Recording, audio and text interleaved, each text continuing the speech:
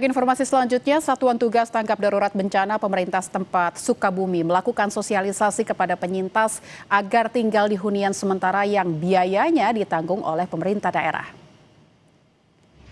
Kegiatan dilaksanakan di Aula Sekolah Dasar sekitar posko bencana. Sosialisasi ini atas instruksi Bupati Sukabumi melalui Sekretaris Daerah sebagai upaya penyelamatan warga di tengah kondisi cuaca musim hujan yang masih berlangsung.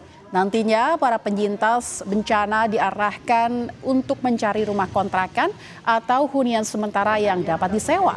Hal ini dilakukan karena kondisi pengungsian yang tidak memungkinkan jika harus ditempati dalam waktu lama.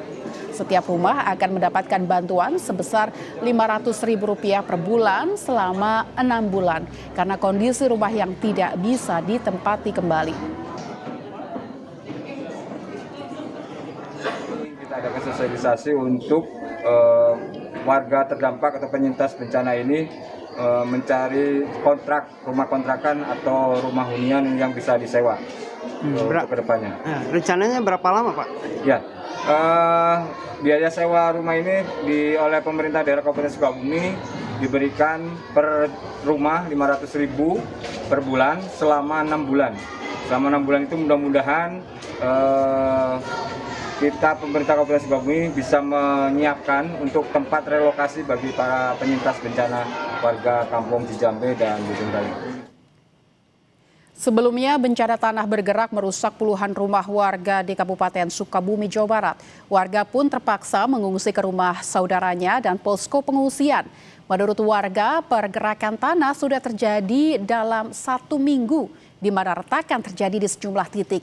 Namun karena intensitas hujan yang cukup deras membuat kerusakan semakin parah dan sebagian rumah tidak bisa dihuni. Terkait tanah bergerak di Sukabumi, Jawa Barat, saudara, kita telah tergabung dengan jurnalis Andris Mohtar bersama juru kamera Dedi Prastio. Selamat siang, Andris. Di bulan Ramadan ini bagaimana kondisi warga di pengungsian? Apakah kebutuhan untuk sahur dan berbuka puasa tercukupi di tengah kondisi?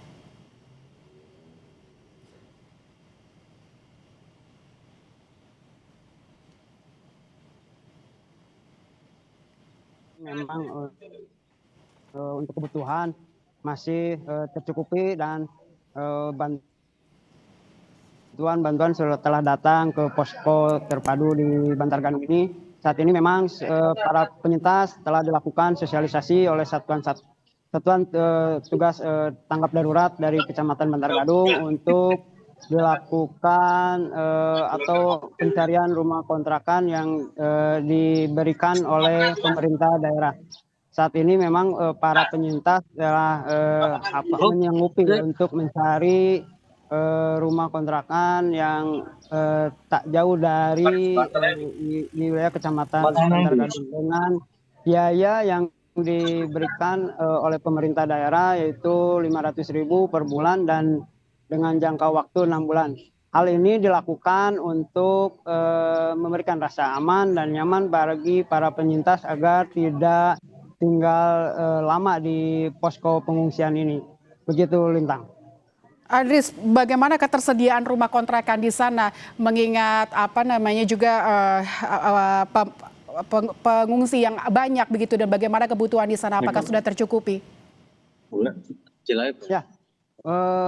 Memang untuk rumah kontrakan ini memang diperkirakan bisa mencukupi, namun lokasi yang berbeda-beda dan titik lokasi yang dicari oleh para penyintas langsung sehingga mereka para penyintas bisa menempati rumah sesuai dengan yang dicari oleh para penyintas dengan biaya yang diberikan oleh pemerintah daerah.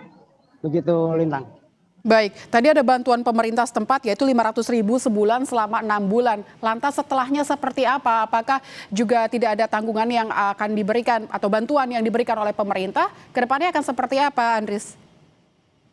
Ya, kedepannya pemerintah akan saat ini tengah mencari relokasi karena para penyintas menginginkan tempat atau relokasi yang hunian yang nyaman, aman, dan dari saat ini karena lokasi di daerah tersebut masih terjadi pergeseran tanah gitu, sehingga mereka khawatir jika kembali ke tempatnya.